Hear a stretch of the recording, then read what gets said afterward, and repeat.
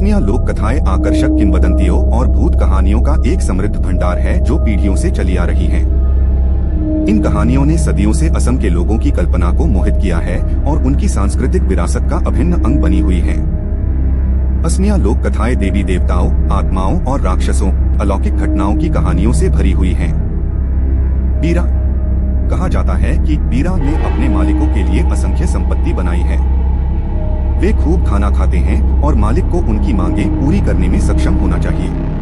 अन्य प्रकार के भूतों के विपरीत बीरा को भौतिक दुनिया के साथ अधिक प्रत्यक्ष तरीके से बातचीत करने में सक्षम माना जाता है और अक्सर ऐसे व्यक्तियों से जुड़ा होता है जो भावनात्मक तनाव या उथल-पुथल के दौर से गुजर रहे होते हैं।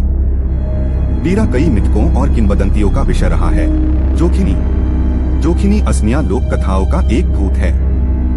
ऐसा माना जाता है कि बरसात के मौसम में वह नग्न हो जाती है और इंद्र का मजाक उड़ाने के लिए एक पेड़ पर चढ़ जाती है और इसीलिए हम ऊंचे पेड़ों पर बिजली गिरते हुए देख सकते हैं क्योंकि इंद्र उस पर हमला करने का प्रयास करता है।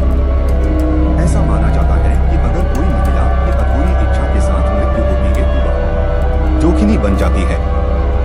ऐसा कहा जाता है जोखिनी एक गर्भवती महिला से उसका बच्चा चुराने के लिए उसके पास जाती है। कई लोगों का मानना है कि जोखिनी पुरुषों को लुभाने और उन्हें मारने की कोशिश करती है। घोड़ा पाक असमिया लोक कथाओं में सबसे डरावनी किंवदंती भूतों में से एक है। घोड़ा का अर्थ है घोड़ा। यह भूत कुछ हद तक घोड़ा और कुछ हद तक इंसान है। घोड़ा पाक अधिकतर रात के समय नदी किनारे, तालाबों और दलदली इलाकों में देखा जाता है। आमतौर पर रात के समय मछली पकड़ने जाने वाले लोगों को इस भूत का सामना करना पड़ता है। कभी कभी यह पूरी तरह इंसान में बदल जाता है और मनुष्यों को बस में कर सकता है। इसे मछली खाना बहुत पसंद है। पुआली भूत बच्चों के आकार के शरारती भूत हैं जो रसोई से चावल और मिठाइयाँ चुराते हैं।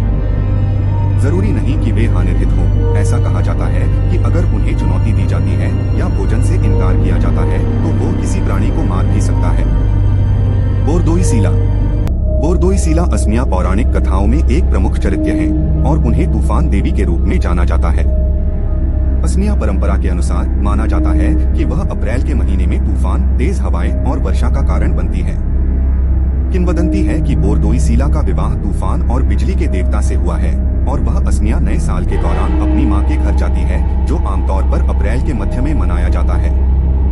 हालांकि जब उसके पति के घर लौटने का समय होता है तो वह क्रोधित हो जाती है और नखरे करती है जिससे तूफान और भारी बारिश होती है। यह धारणा वर्ष के इस समय के दौरान मौसम के पैटर्न के अवलोकन पर आधारित है क्योंकि असम में अप्रैल के महीने में भारी वर्षा और तूफान आते हैं।